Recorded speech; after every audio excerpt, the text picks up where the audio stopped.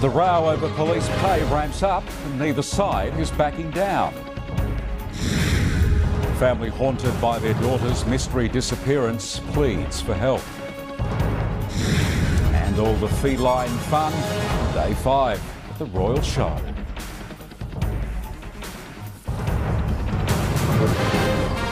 Live across Western Australia, GWN7 News with Noel Brunning.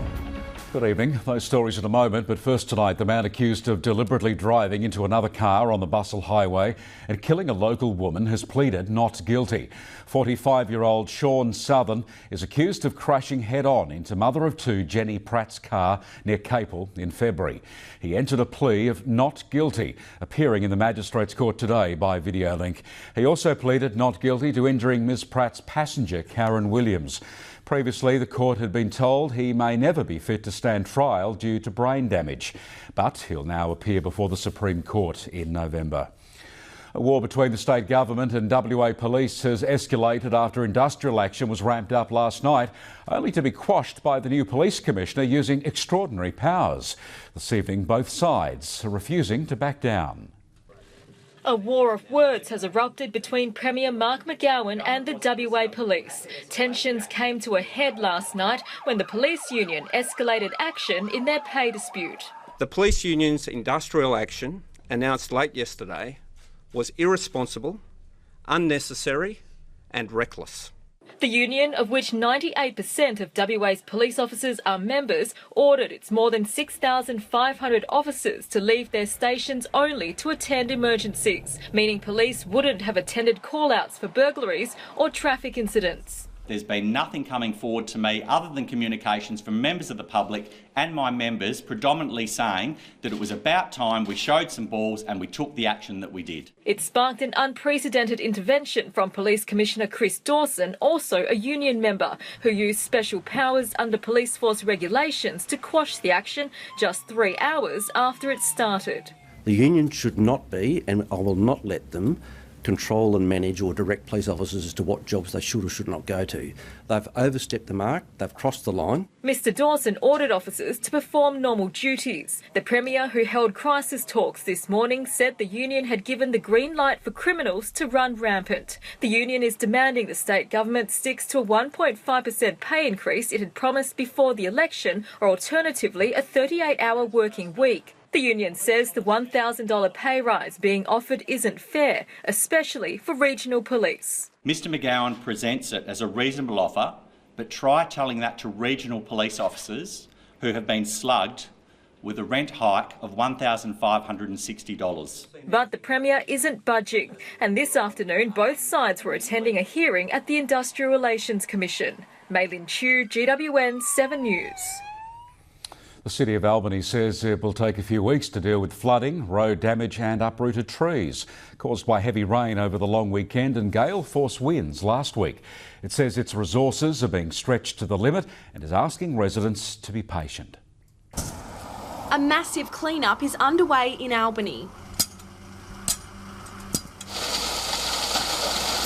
This morning, these rocks were brought here to rebuild the drain and side of the road, which was badly eroded by the heavy rain over the weekend. It's one of the many jobs the City of Albany has to attend to. Last Thursday, winds of almost 140 kilometres per hour uprooted trees and even caused these grain silos to tip over. Then, over the weekend, heavy rainfall caused flooding and road damage. We'll get there as soon as we can, but people will have to be patient.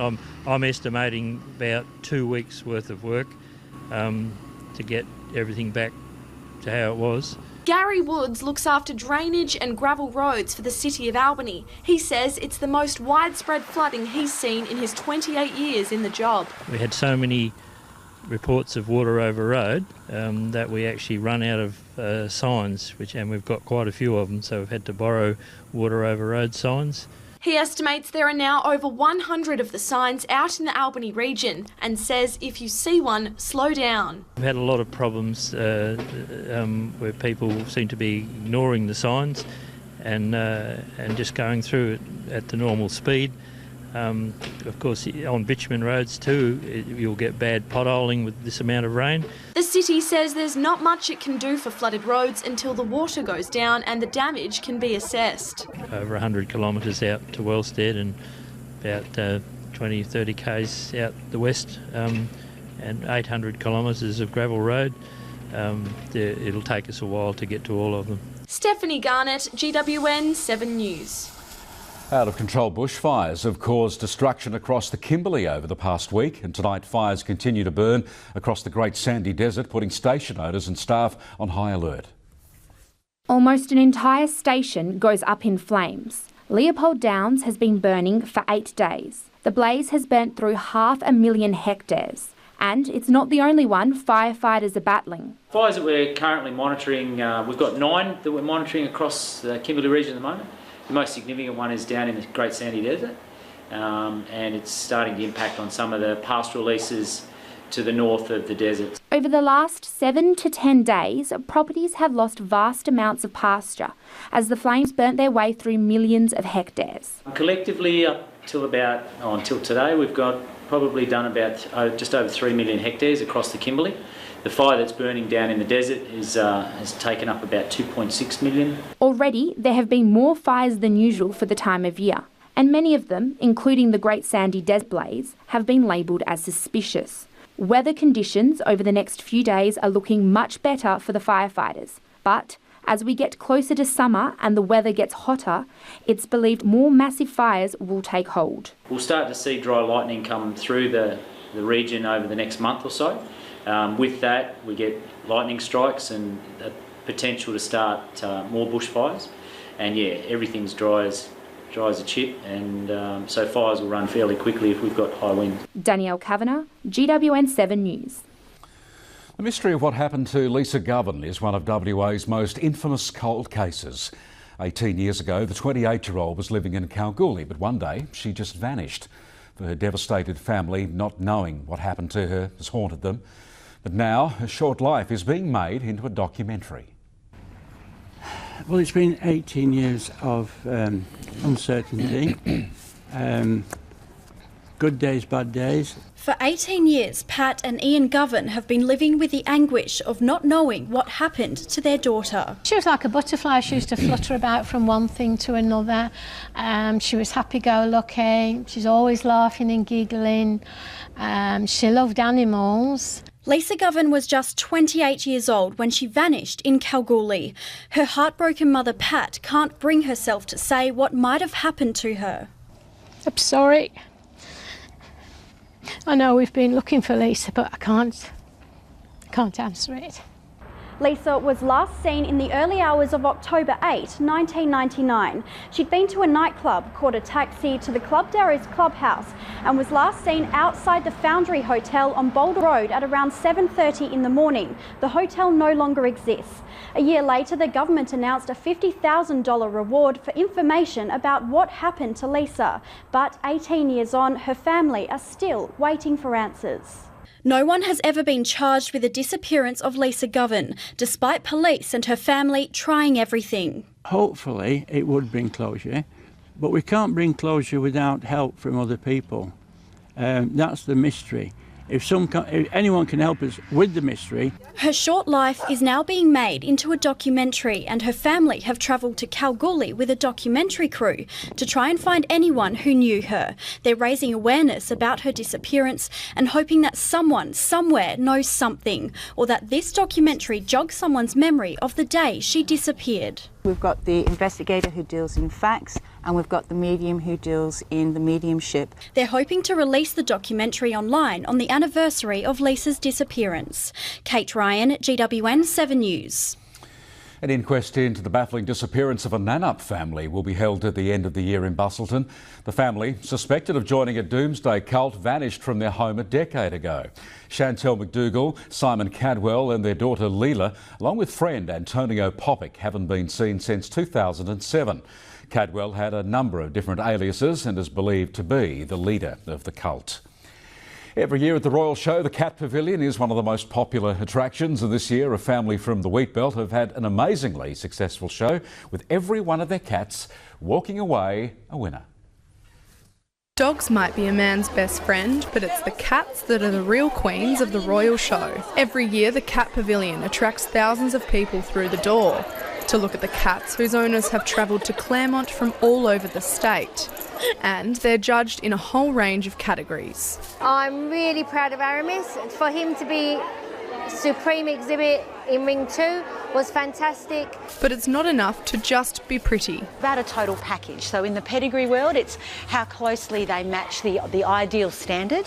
But in the companion cat or the pet cat world, it's about the best temperament, who plays up to the judge, and, you know, who's just generally a cuddly cat. Living 300 kilometres away didn't stop one family from bringing their 7 furry felines to the Perth Royal Show. The family from Merredin made the journey in the hope to take home a prized rosette for one of their cats, and they say they aren't disappointed. All 7 cats walked away with ribbons, and one of their British short hairs was in the top 10 for best kitten at the show. But not all kitties need a ribbon to be winners. Some just want a home. Safe Perth have been invited to display some of our rescue cats here in the Cat Pavilion, just to show that rescue cats can actually be really loving, affectionate cats. The cats will be on show until the end of the week. Zita Morgan, GWN7 News. Well, it was a cool day south before the return of some sunshine. Here's Shauna Willis with today's weather. Thanks, Noel. A real mix of seasonal warmth north, while our south was very mild. Patchy rain on and off as a low moved well southeast and away from WA. You can see there behind that. Look, we've had this cloud and some rather cold west-southwesterly sort of pushing through some patchy showers. We've also had a developing trough sitting through here. You can see parts of that inland Pilbara. Still some very big temperatures north. Wyndham again was one of our hot spots with 40, just 29 today in Broome. A warmer 31 there for Port Hedland and 27 in Karratha. 23 in Carnarvon and Shark Bay, while 20 for Geraldton. It was dry across the goldfields today, where Kalgoorlie went from a low of 8 into that top there of 19 degrees. A cool night into a rather cool Wednesday south. 16 for Bunbury. Albany reached 15. Wandering was our coldest place this morning, 1 degree, and this afternoon Southern Cross reached that 15. Rainfall till 9 this morning, and still a good handful of reports coming from the south coast. 29 millimetres at Chillinup. Into the wheat belt, we've had 6 mils at Southern Cross, 4 at Merredin. Now, much of the rainfall today, however, was just a couple of mils. A weak front is bringing a few more showers overnight to the south, but then a clearing trend just in time for the weekend. Details coming up. Thanks, Shauna. Traffic chaos after a crash on a major highway. That's also coming up next. Plus, the town tackling mountains of waste clothing, one outfit at a time. Has demanded the Chamber of Minerals and Energy remove a media statement regarding the increase in the gold royalty. The media statement, which is still on the Chamber's website, claims the ASX compared WA to Tanzania after the state government's decision to change the gold royalty rates from 2.7% to 3.75%. The ASX hit back, saying the claims were outrageous and incorrect, and asked for them to be withdrawn. Treasurer Ben Wyatt says the Chamber was misleading the market. Geraldton Police seized 2 cars overnight while carrying out what they call targeted patrols. Just before 11 p.m, they stopped a car and inside found a child who wasn't wearing a seatbelt. The woman driver had no licence. Later in Wandina, they stopped a Holden Astra, and the woman driver also had no licence, tested positive to drugs. Both vehicles have been impounded for 28 days. It was chaos on the Forest Highway this morning after a vehicle rollover in Waroona. The northbound right lane was blocked for an hour, causing a 5-kilometre long traffic jam. Police say around 6:20 this morning, a woman in her 30s who was travelling southbound drove across the median strip, rolled several times and ended up on the northbound lanes. She was airlifted to Royal Perth Hospital with suspected neck and spinal injuries. Police have seized the car but have not yet been able to talk to the driver. A meeting of ratepayers in the Shire of Donnybrook Balingup has called on the local council to resign. They claim it's dysfunctional and divided and say they're worried the council's decisions will put the Shire at financial risk. A special meeting of electors passed a motion of no confidence in the council. That will be forwarded to the Minister for Local Government, David Templeman. Well, I just think that the public has had enough of the internal fighting, the Tuya Lodge Siago, and I guess in the last 3 or 4 years, nothing has happened in the town for the public. The motion will also be discussed by the council tonight. No one from the Shire would comment today, saying it's in caretaker mode in the build-up to the local elections. The CCC is once again shining a spotlight on regional local government. The Halls Creek Shire headquarters were searched yesterday by the Corruption and Crime Commission as part of a serious misconduct investigation. It comes after the entire Exmouth Shire was suspended while the CCC investigated misuse of funds allegations earlier this year. A Great Southern tip shop says it can't keep up with the sheer volume of second-hand clothing being thrown away. So, locals have come up with a solution which they hope will catch on. Piles and piles of second-hand clothing. The Denmark tip shop currently receives around 8 cubic metres of clothes each week, and it can't manage. We don't have a huge amount of people. We don't even have that many clothing shops in our town. So it's pretty surprising that we can have that kind of quantity of stuff. A lot of it isn't nice enough to be sold in the fashion shop and can't be put in the composting bin, so it ends up in landfill.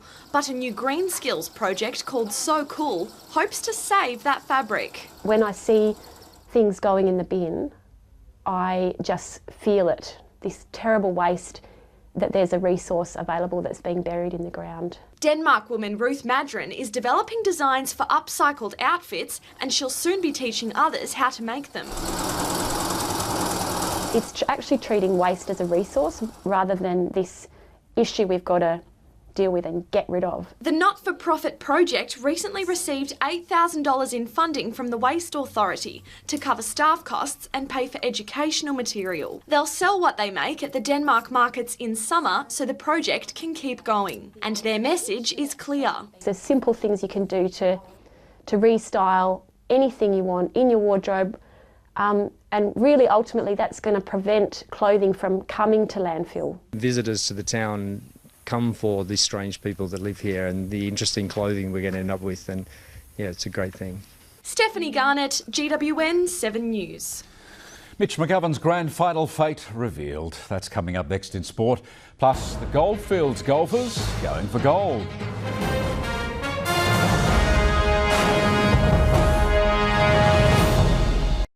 And Adelaide Crows forward Mitch McGovern will not be playing in the AFL Grand Final this Saturday. He was able to complete only half of the Crows' 90-minute training session at Adelaide Oval this morning. 22-year-old McGovern, the younger brother of Eagles player Jeremy, needed to get through the whole session to prove his fitness after a hamstring injury forced him to miss the prelim final. Young golfers from all over the state have taken over the Goldfields Golf Club in Kalgoorlie to compete in the Junior Desert Open. It's the 6th time the Goldfield City has held the event, which is getting bigger and better every time. A young Tiger Woods or Greg Norman could be amongst these golfers. And out here in Kalgoorlie, they're all playing for gold. Literally.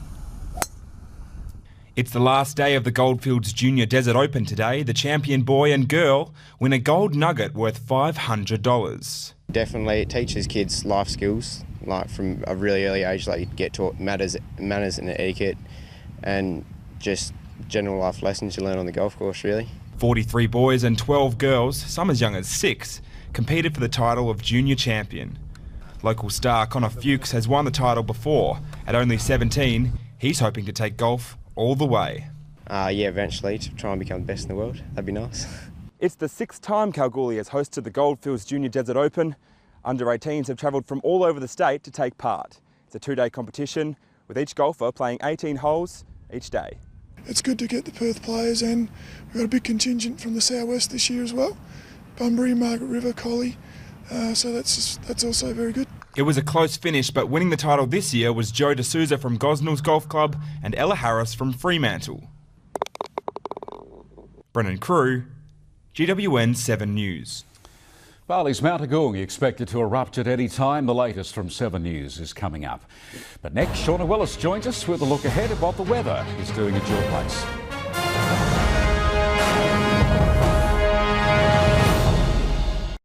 Fuel Watch, keeping you informed on where to find the cheapest fuel prices where you live across WA. For a larger list of towns, check the Fuel Watch website online or phone 1300 304 054.